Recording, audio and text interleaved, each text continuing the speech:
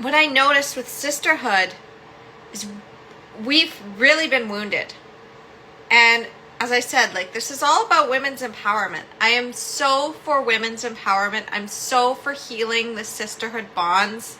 In fact, a lot of my best friends now, like, I've really healed that with myself. I used to think, well, women don't like me and men only want one thing from me, so I have no real, true, authentic friendships. And I would cling to friends that maybe they were actually using me and I didn't see it, and they would be putting me down, but I wouldn't see it. And they would be diminishing me to try to make themselves look good. So I had a lot of wounding around that, which then led to me latching onto a romantic relationship, thinking, well, they'll be my friend. And then that put me down a dark path. And then I was very isolated, which then allowed for me to stay in that toxic situation and to not see my power. And really what happened is that when I had my empowered birth with my first child, I was healing that sisterhood based on my experience of that trauma, because I was sitting there, I'm like, why is nobody talking about this? Why are moms being put at odds against each other when really what's going on is that there's this whole cultural thing, and there's this system that is pitting us against each other, and we're thinking that we're broken and defective, and we're perpetuating that same message, and we're shuttering out our trauma from our birth experience, and it's not helping. So the mom groups became like the enemy to me for a long time, because I'm like, oh my goodness, like, the mom groups are a problem. And then there were certain doulas in the community, and midwives and nurses who would still perpetuate that trauma, and mothers that wouldn't warn and they'd gloss things over, and they wouldn't address the trauma. And then I found a community, and it was actually a movement, the Improving Birth rallies. And I saw that sisters were fighting for each other's success. And we were cheering each other on in that space. And I found a doula community, and the sisterhood again was able to be like standing for that. And we were healing our trauma. And when the pandemic hit, and I'd already gone through a house fire, it was actually really beautiful, because the first day that, like, the day after my house burned down is the same day that I had agreed to get on this Zoom call with a group of women. And I had just started to heal that and be like, okay, I'm going to go on this call and I'm going to get that sisterhood. And they were able to point out how I deserved better than what I was getting. And they were able to also stand for my greatness and cheer me on and tell me, hey, you've got a message. You are important. You do have something powerful. You do need to be out there. So how does that tie into House of the Dragon? Well, the thing I really love about this is that they've got Rhaenyra, who, I'm sorry, there's going to be spoilers. So this season, Rhaenyra and Alicent are at odds. In the beginning, in season 1, they had been friends. And then Alicent ended up marrying her dad, like Rhaenyra's dad, shortly after Rhaenyra's mom died in childbirth. So Rhaenyra had been very resistant to becoming a mother because of the fact that her own mother had gone through so many miscarriages and so many traumas, and then it ultimately died in childbirth. And then Alicent is coming in and she's like, oh, it's not so bad being pregnant, and trying to push Rhaenyra into marriage. So there was a whole thing at odds. And also the fact that Alicent ended up having boys. So, like, there was the whole thing with the throne. Now, Alicent has children out of duty, but she still loves them in her own way. She's just deeply wounded. And she was also manipulated by her father to go and sleep with the king and seduce him and become useful. So she was a pawn. You have to recognize that Alicent is not a bad person. She is a pawn that has been manipulated into other people's games. So this episode ends on such a great note, because at the beginning, like, Rhaenyra is just sitting there, she's lost her son. Alicent's son Aemond actually accidentally murdered Lucerys, which was one of her sweet boys. And I actually cried, because Lucerys is like 14 and my son is like, he just turned 11 like this year, and he was 10. So I'm like, oh my gosh, it's like a little boy, and I am a mother of a little boy, and that little boy is going to grow up at some point. So as mothers, we have this heart. We love our sons and we love our men, and we don't want anything bad to happen to our brothers or our dads or our sons. And then in contrast to this is in this very patriarchal society where women are not truly valued as equals. And that's where Rhaenyra is at odds, is because her entire council is made of men who are trying to get her out so that they can do their thing and go to war. And her own husband, Daemon, who's also her uncle, is a whole big thing. Targaryens marry into their family line. But let's just ignore that, because Matt Smith is an amazing actor. And like Emma Darcy just like brings it. So basically what happens though is that Daemon screwed up royally. He did something so heinous, so completely unforgivable. But he didn't intend to do it that way. He was really just trying to seek revenge for Rhaenyra, because Rhaenyra had lost Lucerys. And she's like, I want Aemond to be taken out, because Aemond had killed her son. Aemond's a grown man, and she wants that revenge because, of course, she's hurt. Well, Daemon unfortunately takes it to heart, because Daemon is very much looking for an excuse to do bloodshed. And this theme comes up throughout this episode of episode 3. So he goes out and he hires some people that are assassins, basically. There's a rat catcher and there's a former King's Guard that is also kind of like looking to cause trouble. And they were supposed to go after Aemond. And instead, if you follow Dance of the Dragons and you know that story, you know what happened. Now, they don't have two sons in the episode. They got rid of Helena's her third child. So she only has the twins. She has the boy and she has the girl. And they're sleeping in their beds. And they come in. So she doesn't go up to Alicent's tower. Alicent's actually busy with Kristen Cole. And Helena walks in on them, finds out that's why Alicent, like, she had basically taken away the King's Guard that was supposed to protect upstairs so that this wouldn't happen. And Helena actually says in episode 3, I forgive you, to her mother for this. But, so the rat catcher found the queen. Found Helena. And Helena's like a green seer, so people don't really take her seriously. She's kind of like Cassandra from like the whole Legend of Troy, so everybody thinks she's crazy. But she was saying, I'm concerned about the rats. The rats are like a problem. And everybody's like, oh yeah, whatever. Well, the rat catcher comes in. He's got a knife to her throat. And he says, we need the son. Because we were told we have to kill a son. And we're here. We didn't find Aemond. But there's a son. Which one's the boy? And this child is like maybe 4 or 5.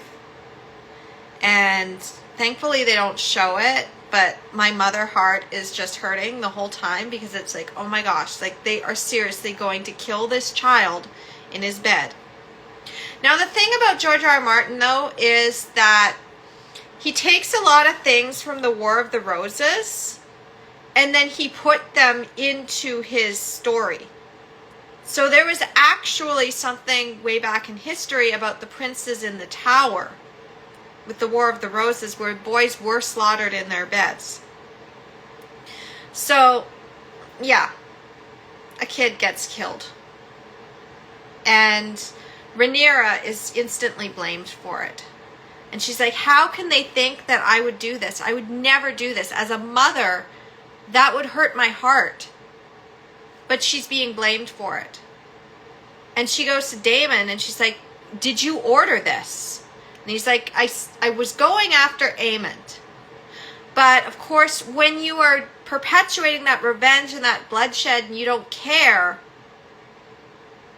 how it happens, you just want to like have the blood and the glory and be lorded in that space.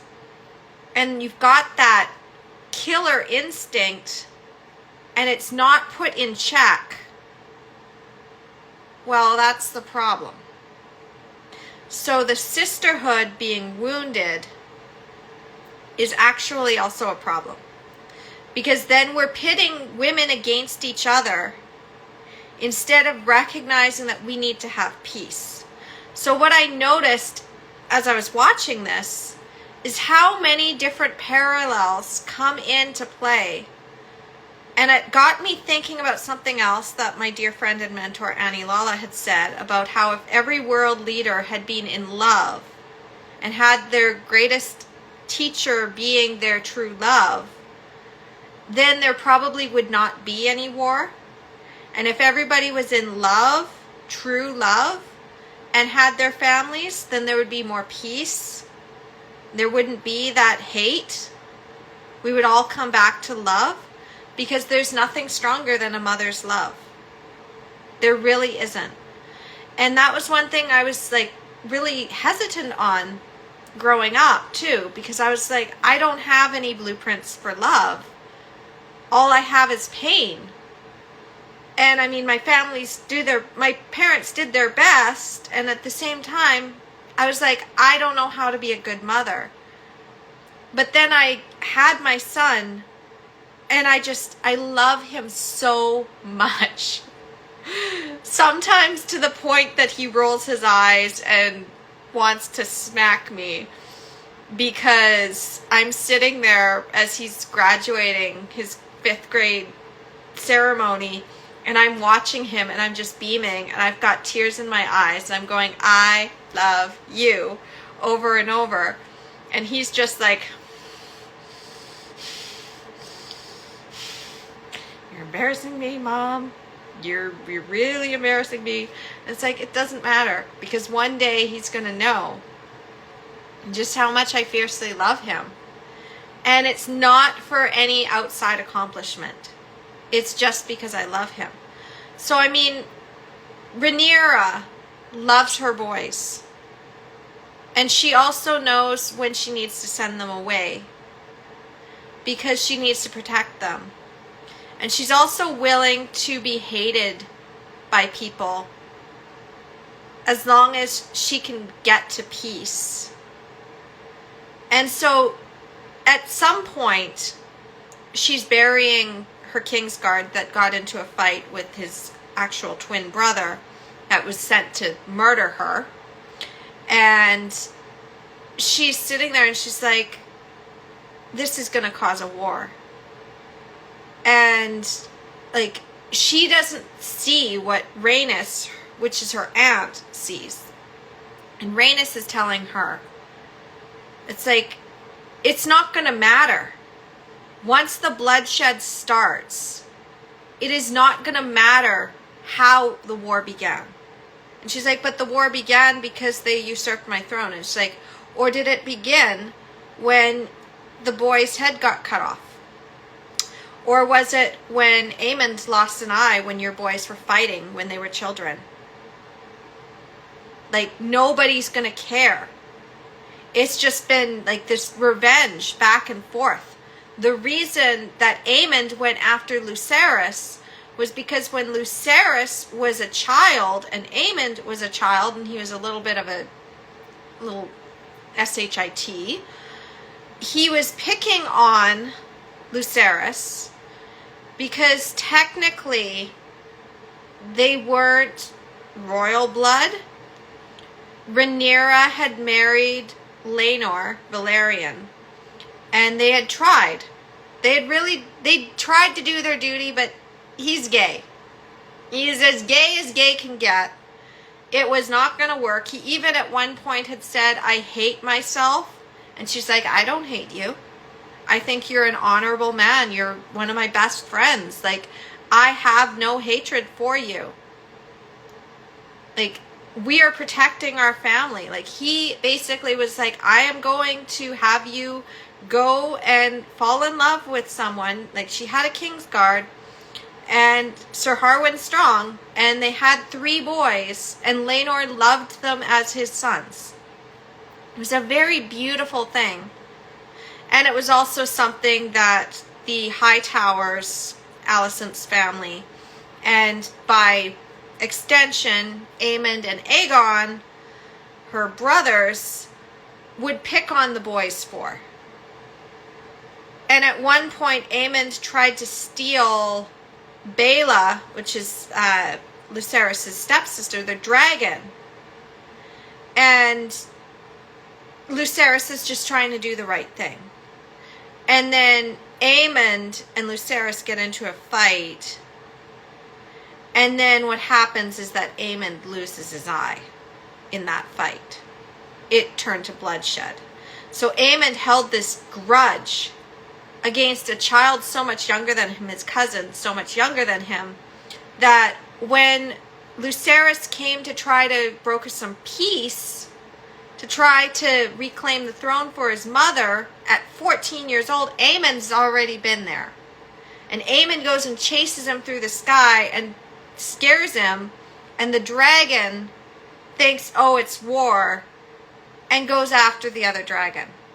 And it's like, oops. Well, now there's a dead child. Rhaenyra's baby. So where does the fighting stop? Where does that fighting actually stop? If we are continuously pitted against each other and we can't come to love, as women, we have that power.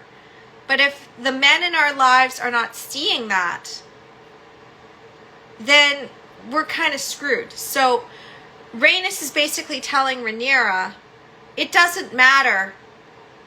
You've got to make peace with Alicent before this gets any worse, because Alicent might still be able to turn this around.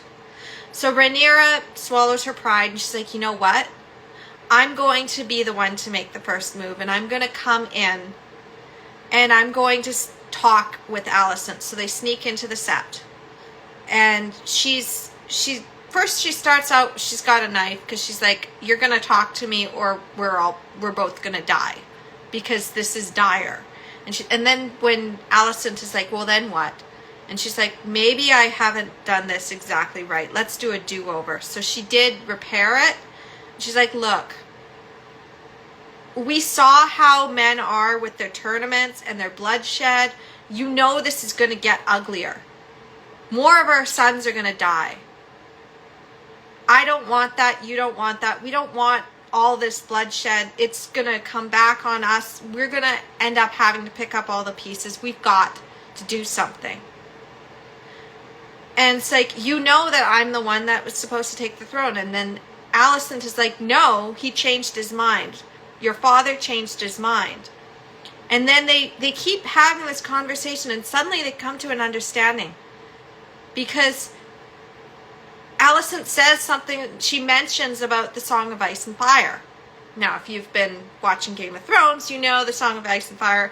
Aegon is not actually the son of Rhaenyra. It's Jon Snow.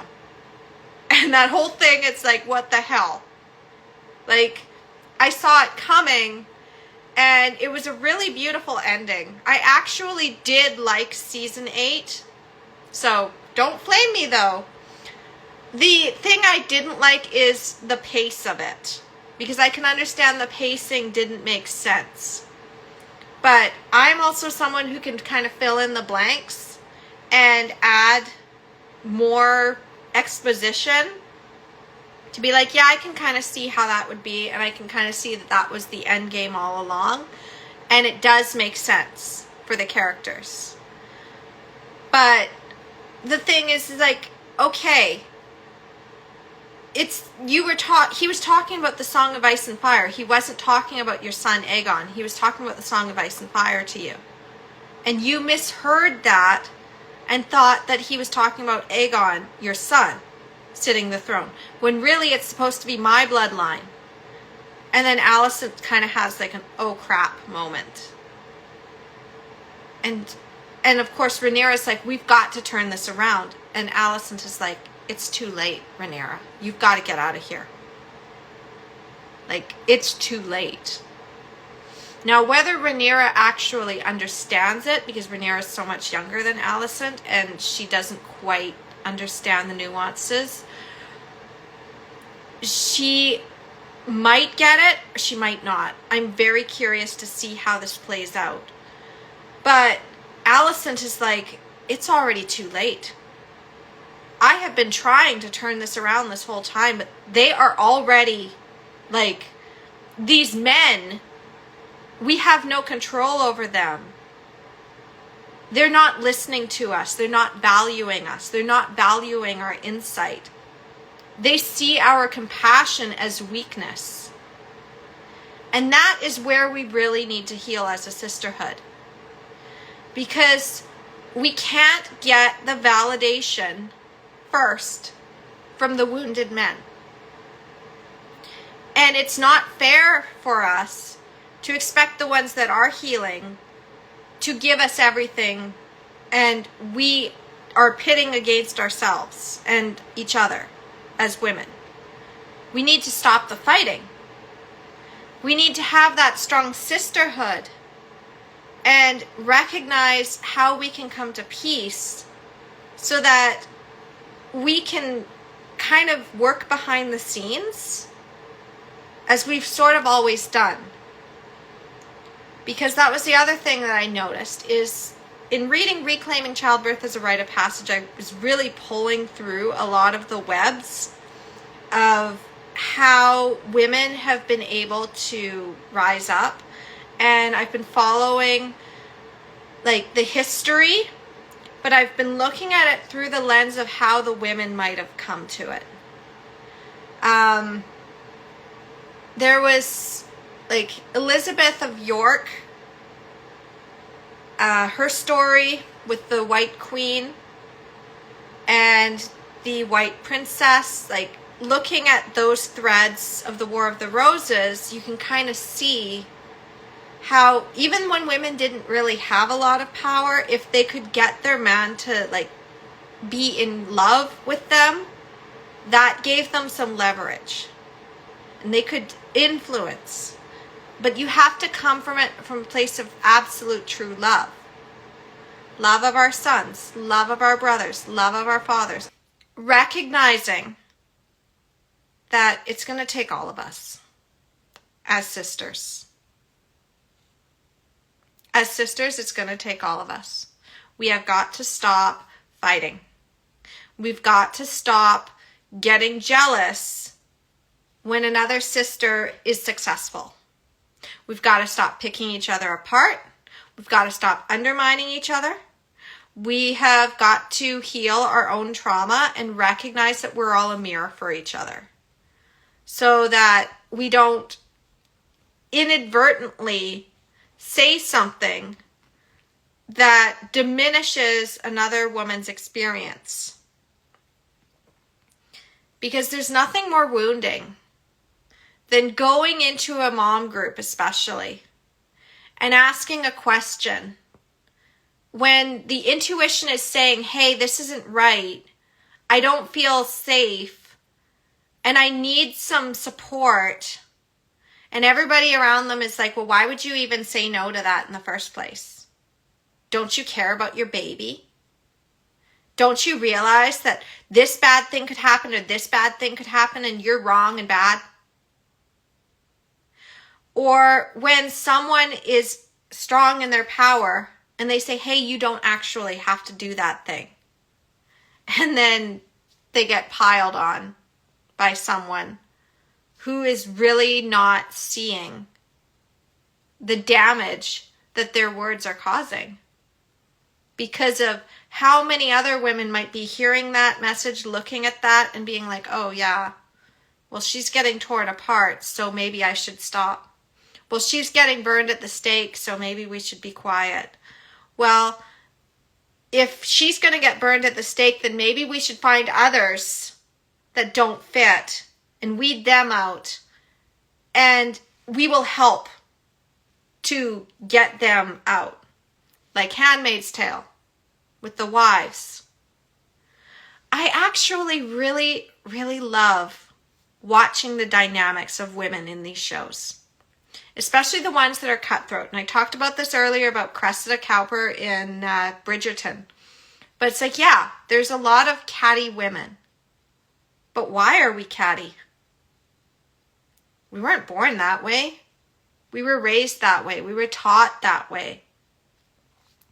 And the same thing with men. Because there's a brotherhood that's being hurt with this. Brothers are slaying each other.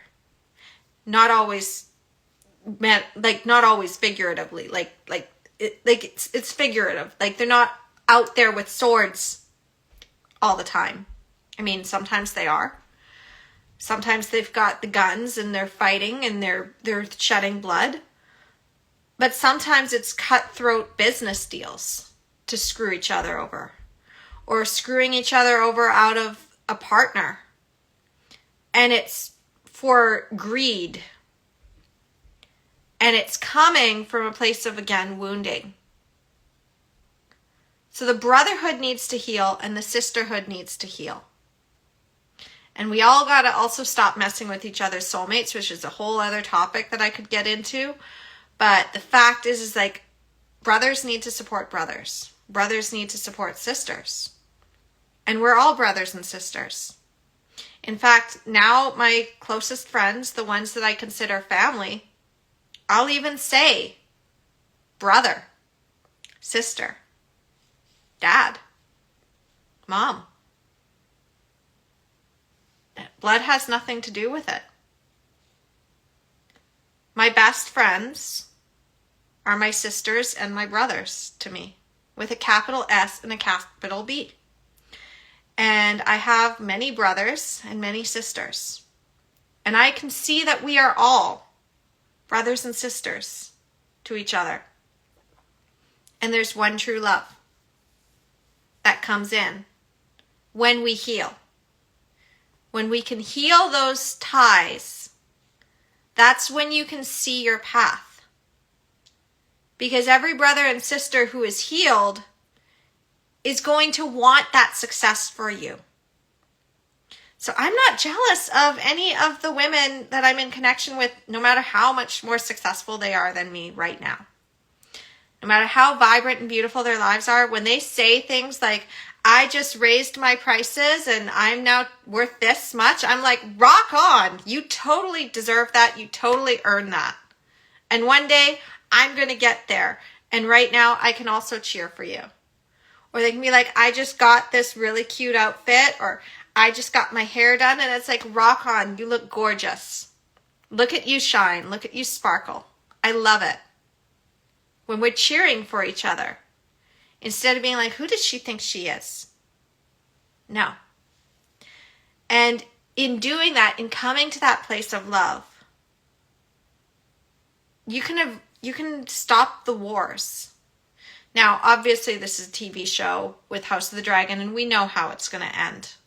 I mean, sorry, but if you don't know, the story's already been told. This isn't a book that George R.R. Martin didn't finish. This is a book and a story that's a prequel that we know how it ends. Joffrey even tells how it ends. There is even a whole thing about it. There's like an animated story about the Dance of the Dragons. I mean, it's a very surface level one that tells you how it ends. We know how it ends. But it's the nuances of it, the retelling of it, that I'm just loving, because it is through the lens of women. And it is getting into those stories of the women's perspective of all of these horrible events. And I think that it's worth listening to the women's voices, because we have had our stories glossed over for so long. We have been the foil, like the little sidekick to the hero. But we have a story too. The story of Odysseus. Odysseus goes on this grand adventure, and yeah, he does a lot of really epic stuff. And in the meantime, for 10 years, his wife, Penelope, is sitting at home. And people keep trying to tell her, your husband is never coming back. You should probably go and marry somebody else. And she stayed faithful to him because she loved him. Or Helen of Troy. She went off with Paris.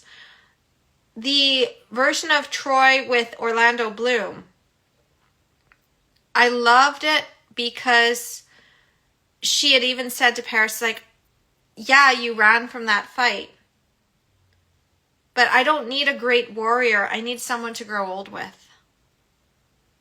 I didn't want you to die in that fight.